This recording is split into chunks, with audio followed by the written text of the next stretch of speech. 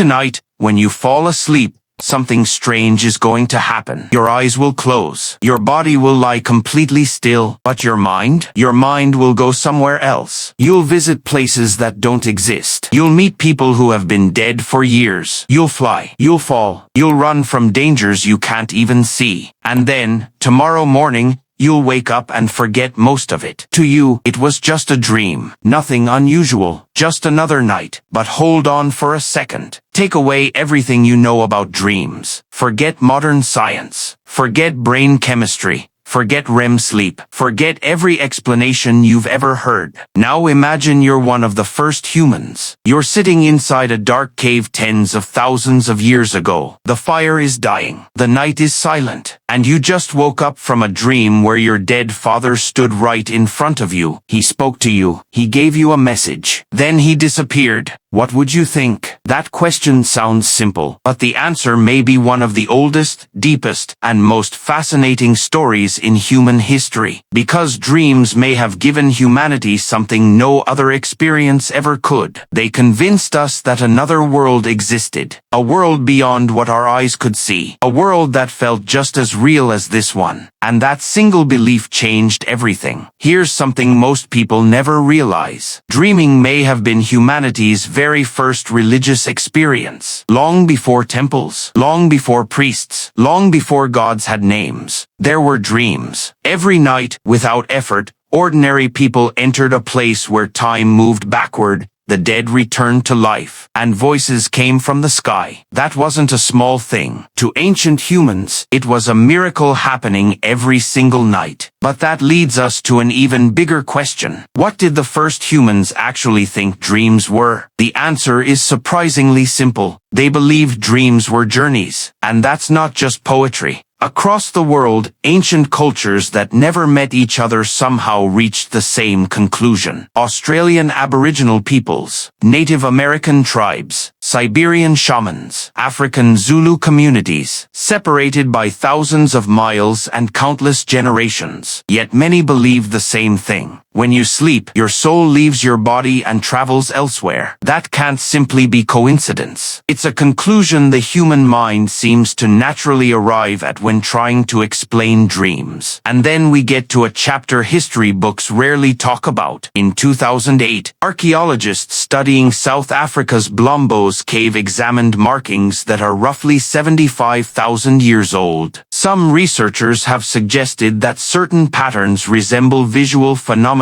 people see during altered states of consciousness and dreams, what scientists call entoptic phenomena. Think about that. The first images humans ever created may have come from dreams. A person saw something during the night, then woke up and carved it into stone. They didn't want to forget it, because they believed it mattered. But the story gets even stranger. Ancient people didn't just observe dreams. They made decisions because of them. Around 1275 BC, Pharaoh Ramesses II reportedly believed dreams carried messages about warfare and destiny. Ancient Egypt took dreams so seriously that they created dream manuals, actual books filled with interpretations. One famous example is the Chester Beatty Dream Book. Over 3,000 years old, it contains more than 100 dream scenarios and their meanings. Imagine that level of dedication. Entire systems built around understanding what people saw while sleeping. Because to the Egyptians, dreams weren't random. They were messages. Messages sent from somewhere beyond the ordinary world. The Greeks took the idea even further. They developed a practice known as dream incubation. People would travel to healing temples dedicated to Asclepius, the god of medicine. They would perform rituals, follow special diets, purify themselves,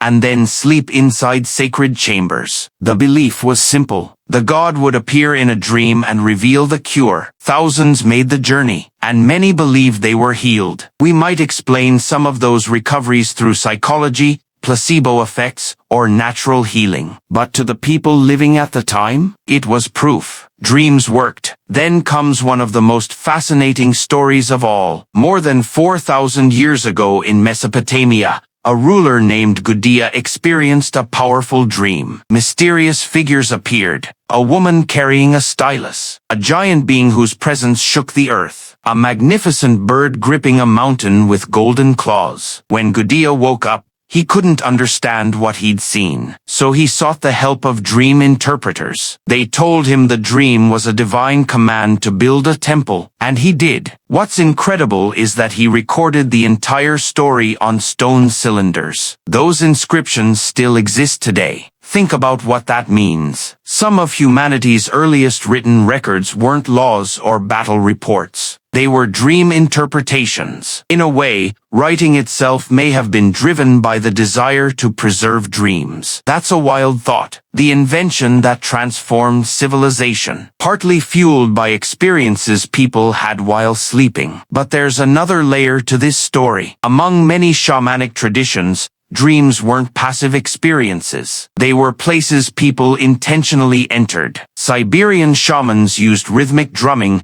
darkness, isolation, and ritual practices to reach dreamlike states. They believed illnesses occurred when a person's soul became lost. Their job was to travel into the dream world and bring it back. It sounds unbelievable to modern ears, but for thousands of years, it formed a complete system with its own logic, rules, and traditions. Then we arrive at one of the strangest discoveries of all. In 1861, a German Egyptologist named George Ebers acquired an ancient Egyptian scroll now known as the Ebers Papyrus. Dating back to around 1550 BC, it contains hundreds of medical treatments. What's often overlooked is that some of these treatments were connected to dream experiences. Ancient physicians asked patients about their dreams and used those accounts to help diagnose illnesses. Thousands of years before Freud, doctors were already looking for clues hidden inside dreams. And finally, we come to one of the oldest dream traditions still alive today. Among Aboriginal Australians exists the concept often called dreamtime. But dreamtime isn't simply about sleeping dreams. It's a sacred reality, the time when the world itself was created. For them, dreams are not separate from reality. They are the foundation of reality. When someone says, "I saw it in a dream," they're not necessarily talking about something imaginary. They're talking about a deeper layer of existence, a more fundamental truth beneath the visible world. And that tradition may stretch back tens of thousands of years. So what did the first humans think dreams were? They thought dreams were real. In many cases, more real than waking life. Dreams were messages. Dreams were journeys. Dreams were doorways into another realm. And from that belief came some of humanity's greatest achievements. Temples were built because of dreams. Art was inspired by dreams. Medicine was influenced by dreams. Stories were born from dreams. Entire civilizations were shaped by dreams. Today, we know a lot more about the brain. We know about REM sleep. We know about memory processing. We know about neural activity firing across complex networks. And maybe those explanations are correct. Maybe dreams are simply what science says they are. But even now, when you wake up from a particularly vivid dream, there's usually a moment, a tiny moment, when you ask yourself, what did that mean? That question is at least 75,000 years old. You're not as different from those ancient cave dwellers as you might think. They sat beside a fire, staring into the darkness, wondering where their dreams came from. You stand in your kitchen holding a cup of coffee, wondering the exact same thing. The question never changed, only the cup did.